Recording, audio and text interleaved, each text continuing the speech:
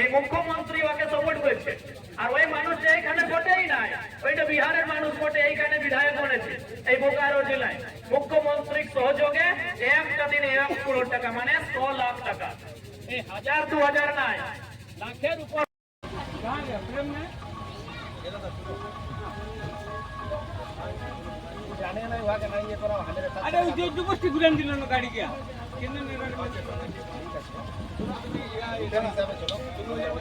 বিজয় দা আমাদের রুটে নিয়ে যাবো। जिंदाबाद जिंदाबाद।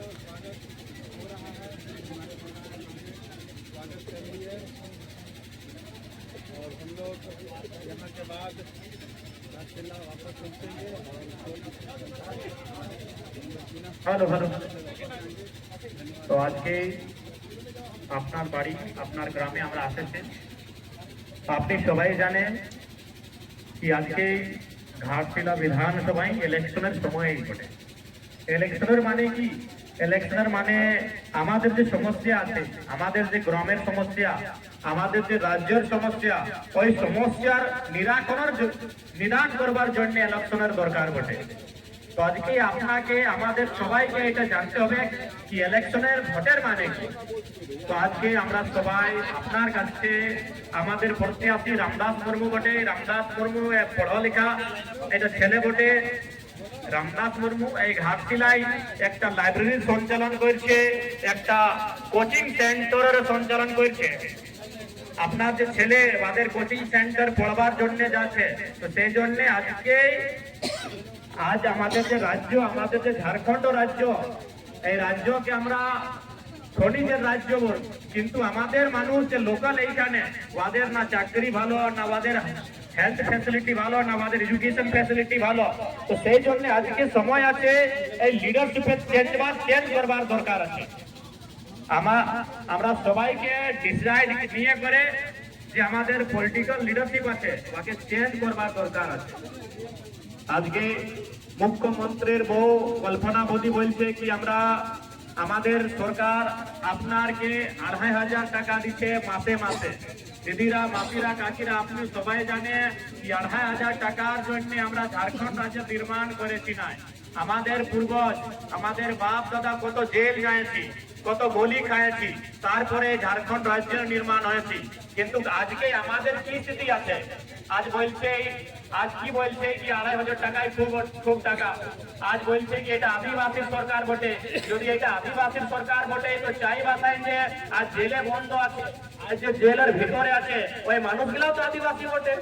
আজকে রাঁচি নগরী যে জমিন দেবার জন্য সরকারের বিরোধ করছে, ওই মানুষগুলাও তো আদিবাসী বটে।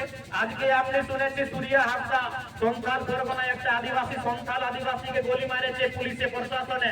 ওই ছেলেটাও তো আদিবাসী ছিল। ওই 400 ওদের স্কুল ফ্রি থাকে, ওরা স্কুলের সঞ্চালন করছে। ওই স্কুলে 400 পরিবার, গরিব পরিবারের আদিবাসী ছেলে পড়ালেখা করছে। ওই সুরিয়া হাসাও তো আদিবাসী বটে। তো যদি আপনি আদিবাসীর হিতেশী বটে, তো সুরিয়া হাসাকে কেমন আপনি গুলি মারেছি?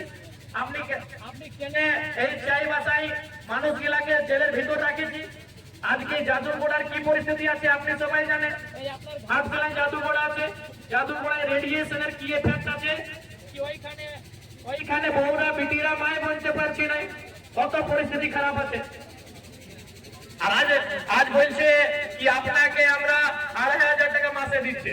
আর এই আমাদের বোকার এই মুখ্যমন্ত্রীর একটা বিধায়ক আছে, দিকু বিধায়ক, এই রাজ্যের বিধায়ক নয়, এই ঝাড়খণ্ডের বিধায়ক নয়, বোকারো জেলায় একটা বিধানসভায় মুখ্যমন্ত্রীর একটা চহেতা বিধায়ক আছে। ওই বিধায়কটা একটা দিনে 1 কোটি টাকা কামাই করেছে। আর বলছে আমাদের ঝাড়খণ্ডে টাকাই নাই।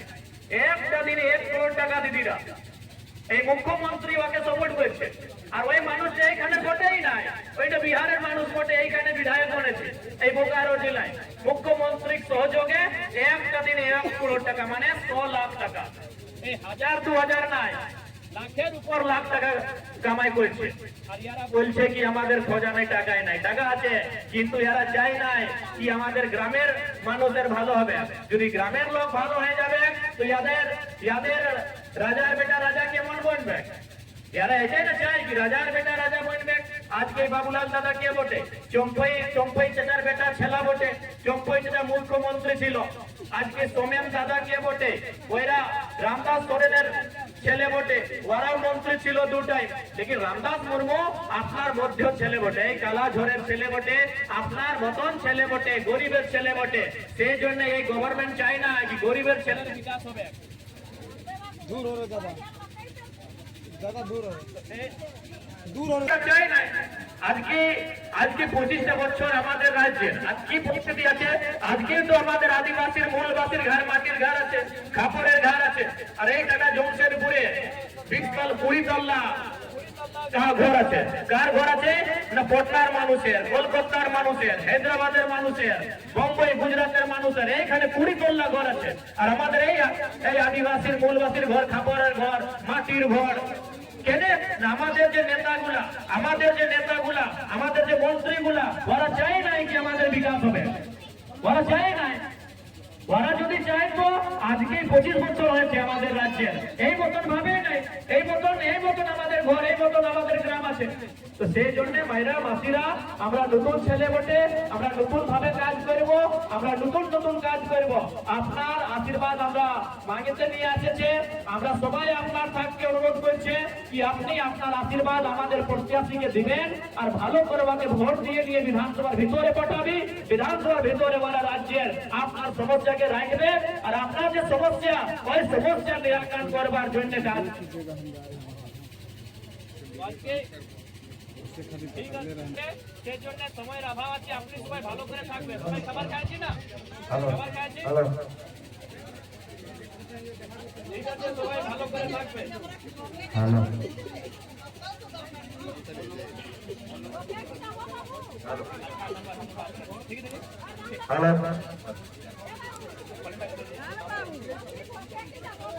नहीं हम लोग हैं, ठीक है।